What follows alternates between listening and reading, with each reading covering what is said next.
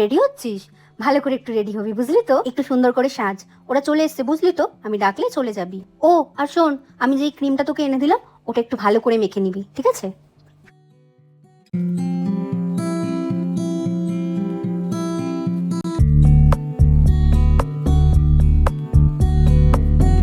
তা মেয়ে কোথায়, ডাকুন? হ্যাঁ হ্যাঁ হ্যাঁ, আসি। ওই তো চলে এসছে। আয় মা আয়। নমস্কার। হুম হুম হুম, বসো। না না, ঠিক আছে।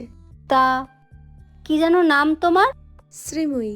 আচ্ছা, শ্রীময়ী। কি করো জানি তুমি এখন? পিএইচডি কমপ্লিট করেছি। ও ভালো, খুব ভালো। আচ্ছা তুমি যাও, আমরা দেখে নিয়েছি, এবার তোমার মা বাবার সাথে কথা বলে নি। ভালোই লেগেছে আপনার মেয়েকে, বুঝলেন তো? কিন্তু ওই একটা খুঁত রয়ে গেছে আর কি। না বেশি কিছু না, একটু কালো আপনার মেয়েটা আর কি। আমার ছেলেটাকে তো দেখেছেন, একেবারে রাজপুত্রের মতন। নিজের ছেলে বলে বলছি না, খুব সুন্দর আমার ছেলে। তার সাথে আপনার মেয়েকে তাও নয় রাজি হতে পারি আপনাদের মুখের দিকে চেয়ে, যদি কিছু দেনা পাওনার কথা হয় আর কি। কিন্তু দিদি, দেনা পাওনা দেওয়ার মতন তো আমাদের অবস্থা নয়। তাহলে দিদি আপনার এই কালো মেয়েকে তো কারোর সাথেই বিয়ে দিতে পারবেন না, তা রেখে দিন ঘরে।